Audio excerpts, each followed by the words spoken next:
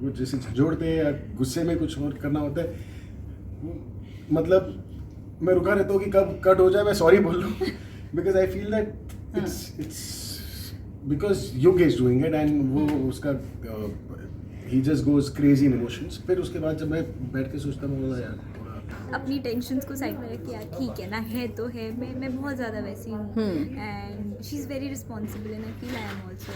तो मैं बहुत ज़्यादा सबसे पहले स्वागत है आप लोगों का दिल्ली में, क्योंकि ये पूरी कहानी दिल्ली से शुरू हुई है। तो सबसे पहले ये जानना चाहेंगे, मुंबई से दिल्ली आए, बरसात लेके आए, बहुत अच्छा मौसम लेके आए, हम लोग बहुत पसीने पसीने हो रहे थे, तो कितना अच्छा लगा या फिर ये लगा कि अरे यार वहाँ की बारिश फिर यहाँ भी आ देख बरसात तो हमें अच्छा ही लगता है।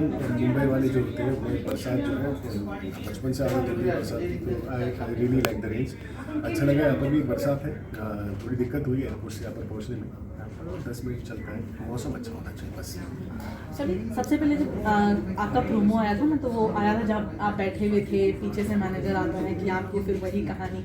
आई एम श्योर जब कलाकार इतना आगे बढ़ जाता है अपने करियर में, आप दोनों के साथ ऐसा होता होगा कि एक शो हिट हुआ उसी तरह का कोई दूसरा शो लेके आएगा, कितना डिफरेंट आप लोगों के लिए होता है, कितना मुश्किल होता है कि यार सेम करूँ, वेट करूँ, क्या करूँ क्या ना करूँ। दिल की बात बताइए। मैं दिल की बात बताता हूँ आपको, एक कलाकार के लिए सबसे मुश्किल काम होता है ना बोलना, लेकिन सबसे इम्पोर्टेंट भी वही है, आपको ना बोलना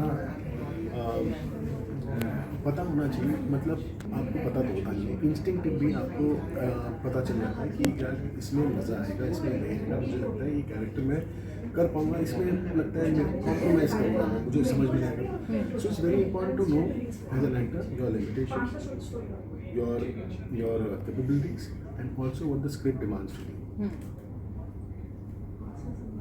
ये सारी चीज़ें तो एक तरफ, the power of saying no is something that is very, because actors के लिए when they get projects they कि मतलब should I take it, अगला प्रोजेक्ट कब आएगा, the waiting period, बहुत सारी चीज़ें होती है in deciding कि कौन सा स्क्रिप्ट लूँ मैं।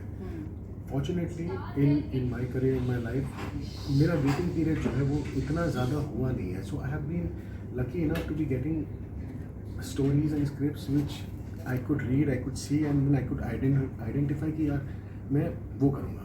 सो मेरे ख्याल से अगर मुझे ज़्यादा टाइम रुकना पड़ता, मैं ऐसी स्क्रिप्ट्स चूज़ करता जो मैं 100% दिल से नहीं करता, पर मुझे करना पड़ता because of lack of work. So it's very important in an actor's life कि आप पेशेंट रहें, आप इंतज़ार करें कि आपको वो स्क्रिप्ट मिले जिसमें आप यकीन करते हो, आप बिलीव करते हो, and at the same time you should be lucky enough to be getting those opportunities. I feel this is what I feel about opportunities and the scripts. कि जब आप करियर में इतना अच्छा कर रहे हो और आपके शो पुराने वाले अच्छे हो, तो आप श्योर उसी तरह के शोज मिलते हैं, तो कितना मुश्किल होता है चुनना, स्पेशली जब आप चैनल्स के साथ आपकी रिलेशनशिप उनके साथ होते हैं, प्रोडक्शन हाउस के साथ होते हैं, ना कहना। और अभी मैं कुछ दिन पहले विद्या बालन के साथ इंटरव्यू, उन्होंने कहा कि अब जाके मैंने ना कहना सीखा है मेरे करियर में इतने साल बाद। मैंने बहुत लोगों को सिर्फ इसलिए हाँ कहा क्योंकि मेरा रिलेशनशिप उनके साथ था। तो आप लोगों के साथ भी उस तरह की चीज़ें होती हैं definitely. So as an actor मैं हमेशा अलग काम करना चाहती हूँ, ऐसा कुछ करना चाहती हूँ जो मुझे पर्सनली चैलेंज करे या मेरे लिए भी कुछ नया हो, और ऑफ कोर्स मेरे लिए नया होगा तो लोगों को भी देखने में मज़ा आएगा। और अभी तक मैंने वैसा काम किया है, I have been very lucky. ना बोलने में बहुत डिफ़िकल्टी होती है, और मेरे साथ ऐसा बहुत बार हुआ है कि मुझे अंदर से गट फीलिंग नहीं आ रही होती है उस प्रोजेक्ट के लिए। मैंने हाँ भी बोल दिया है, मैंने साइन भी कर लिया है, पर कुछ ना कुछ ऐसा हो जाता है कि वो मेरे लिए वर्कआउट नहीं करता, और इन दी एंड बहुत अच्छा होता है कि वो मेरे लिए वर्कआउट नहीं हुआ। So I have sign some 9 to 10 shows and this is my 4th show. तो वो 5 से 6 शो डिडंट वर्कआउट, तो maybe God is with me, he helps me with it. तो मैंने अभी तक जितना भी काम किया है वो हमेशा अलग ही रहा है, तो मैं वो ना बोलने का प्रेशर भगवान पे छोड़ देती हूँ। भगवान संभाल लो, अगर ठीक ना हो तो प्लीज़ मुझे मत देना, is what I do, I genuinely do it. तो फिर ऐसा हुआ है कि वाकई में किसी शो का बहुत वेट किया और वो किसी रीज़न की वजह से हो नहीं पाया, टल नहीं पाया, फिर कोई और आ गया, कुछ इस तरह की चीज़ें आपके साथ भी हुई? नहीं, मेरे ख्याल से आज अभी तक ऐसी कोई चीज़ हुई नहीं जहाँ पर स्क्रिप्ट को हाँ बोलने के बाद बहुत इंतज़ार करना पड़ा। पर हाँ, कभी कभी ये तो होता है कि मतलब एक शो से दूसरे शो के बीच में 5-6 महीने निकल जाते हैं। वो टाइम पीरियड ऐसा होता है कि आप मना तो कर रहे हो, पर at the same time you are also nervous कि यार जिस किस्म का काम मैं करना चाह रहा हूँ वो फिर से मिलेगा। And then one thing leads to another, जैसे शी सेड कि मतलब भगवान, तो there is divine intervention and moreover you feel responsible कि मतलब your fan stand by you, your viewer stand by you, कि मतलब if he comes with something, if we have been seeing him for years, I'm sure he'll come with something good. So you're also responsible to entertain your viewers and your fans who've stood by you for all these years. कि मतलब if I'm getting something, I'm coming with something, it will be something I believe in. और ऐसा not just something that one would do for money or for killing time. No, I believe that if you are committed to a project, you should do it wholeheartedly and make sure that it's something that's memorable. It's something that stays over the years. Age का सवाल बहुत लोगों ने पूछा है इस show को लेके, मैं वो बिल्कुल नहीं पूछूंगी आपसे। बस मेरा सवाल ये कि जब भी आप किसी के साथ आते हैं, आपकी जो फीमेल लीड होती है उसके साथ आपकी पेयरिंग टच बहुत अच्छी होती है, आपके फैंस पसंद करते हैं, ये आपकी तरफ से होता है या दोनों तरफ से होता है? और क्योंकि देखो आशी के साथ आप अभी नए आए हैं, लेकिन फिर भी हमें लग रहा है कि अच्छी खासी बॉन्डिंग केमिस्ट्री हो रही है, तो ये कैसे करते हैं? ये दो तरफा ही होता है, वरना एक हाथ से। लेकिन आपकी सबके साथ बहुत अच्छी आई है ना अभी तक, आपके जितने शोज रहे हैं हमने। और दूसरे उनका ऑरा, क्योंकि आप ऐसे कोई चॉकलेटी और जो हमें समझ में आता है कि आपको देख के ऑरा वाला लड़का, एकदम टफ लड़का, उस तरह का इमेज इनका लगता है। अच्छा आप बताएं। He is just being very generous, लेकिन ये बहुत हेल्प करते हैं। आई एम श्योर दोनों साइड से ही होती है, एक साइड से नहीं हो सकती, बट वो दूसरी साइड से होने के लिए he makes the other person very comfortable, because of course I am experienced now, so he does that. I will give him the credit for it. और जैसी इनकी वो इमेज लगती है ना कि हाँ थोड़े वैसे से खड़ूस से होंगे, ज़्यादा बात नहीं करते होंगे साइड में, बट वो वैसे बिल्कुल नहीं। He is very sweet, very nice, he is just so, he is actually very चॉकलेटी।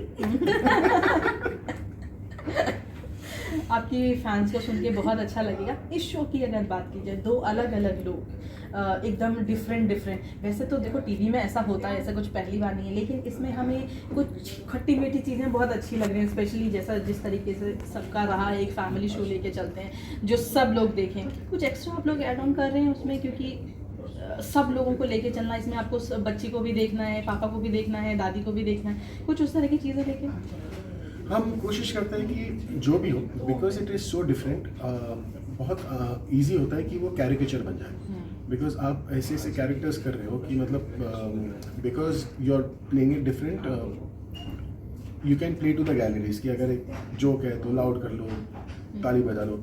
सो हम कोशिश करते हैं, इट्स अ कॉन्शियस डिसीजन कि हम ऐसा कुछ ना करें जो नॉर्मल ना लगे, कि जो बिलीवेबल ना लगे, जो ओवर द टॉप ना लगे। Coming back to the characters, I think बहुत ऐसे कम शोज होते हैं जहाँ पर आप एक एक्टर को एक प्रोफेशन देते हो और उस प्रोफेशन को आप शो में दर्शाते हो, वरना आप बता देते हो कि ये है डॉक्टर, और डॉक्टर फिर घर पे चिल मार रहा है और फिर घर के प्रॉब्लम सॉल्व कर रहे हैं। लेकिन इस कहानी में हम सिर्फ कहने के लिए लॉयर नहीं हैं, हम स्टोरी को केसेस के थ्रू आगे बढ़ाते हैं, कैसे केसेस जो है हमारी लाइफ को आगे ले जा रही है, प्रॉब्लम में डाल रही है। So I think that's also USP, because बहुत कम शोज होते हैं जहाँ पर आप अपने प्रोफेशन के थ्रू स्टोरी को आगे ले जाते हो, and I think this is one of those few shows that do it. और यहाँ पर सिर्फ लॉयर बनने के लिए नहीं बने, इससे हम it takes the story forward, progresses the story, which is very very cool. एक क्लिप मैंने देखा जहाँ पे आप दोनों ने एक दूसरे के कपड़े पहने हुए थे, हाँ, बहुत शेयर किया, फैंस ने बहुत पसंद। रियल लाइफ में ऐसा कभी हुआ है? आपके कपड़े उन्होंने पहन लिए होंगे, आप तो नहीं पहन सकते वाइफ के कपड़े, और राशि आपने अपने घर में किसी के कपड़े। हाँ बहुत, मैं तो अभी भी पहन लेती हूँ। सो लड़कों की T shirts are very cool, they are very loose, and I love those loose and those fits, I love it. तो मैं अभी भी मुझे मिलेगी, so I'll just wear it and go. I still do it. I would love to wear, because मैं I don't dress up that much. तो मुझे जो सबसे नज़दीक दिखता है मैं वो पहन लेता हूँ, और मेरा कबर्ड जो है वो काफ़ी दूर है, तो पास वाले कबर्ड में जो कपड़े हैं वो मुझे फिट नहीं होंगे, फिर चाहे वो मेरे बच्चे के हो या कांची के, they are just different size. I think the only thing I can wear are probably her glasses, which I do. Yeah. उस सीन की बात की जाए तो क्या वो वाकई में आशी के कपड़े थे या फिर आपके लिए अलग से उस तरीके से चीजें मंगाई? वो अलग से लेकर उनके तो नहीं आए, हो पर सकते। हाँ, पर वो क्या है, वो सीन में दिखा जैसे दर्शाया गया है वो ये है कि वो आशी कपड़ा लेकर हाँ। आकर रख देती है, और वो बैग सेम होता है, और सो इट्स बेसिकली उनके कपड़े, लेकिन ऑब्वियसली उनके कपड़े मेरे यहाँ इसके ऊपर नहीं पहुँच पाएंगे, so we had to alter it a bit. वो सिनेमैटिक लिबर्टी है जो हम लेते हैं। क्योंकि शो का नाम है ये लव है मुश्किल, आप लोगों की दोस्ती पे, फ्रेंडशिप पे, केमिस्ट्री पे बहुत बात हो रही है। कुछ एक ऐसी मुश्किल बताइए जो आपको लगता है कि इनके साथ बहुत मुश्किल है आपकी और आपकी इनके साथ बहुत मुश्किल है। मेरे लिए सीन में इन्हें गुस्से से देखना या वो नफरत वाला जो लुक होता है ना वो देना गेट्स वेरी वेरी डिफिकल्ट। तो फिर मुझे एट लास्ट इधर उधर कहीं तो देखना पड़ता है, I don't look at him only, that's मुश्किल। मुझे वो जैसे झंझोड़ते या गुस्से में कुछ और करना होता है, मतलब मैं रुका रहता हूँ कि कब कट हो जाए, मैं सॉरी बोल लूँ, because I feel that it's because Yug is doing it, and वो उसका ही just goes crazy in emotions. फिर उसके बाद जब मैं बैठ के सोचता हूँ, बोला यार थोड़ा ज़्यादा ही कर लिया and I shouldn't have, and बस वो एक मुश्किल होता है कि मतलब टॉर्चर करना मुश्किल होता है, प्यार करना आसान हो जाता है। बिल्कुल। लास्ट सवाल आपसे, अभी बहुत सारी बातें चल रही है फिटनेस के ऊपर, कलाकारों के फिटनेस के ऊपर, मेंटल स्ट्रेस के ऊपर।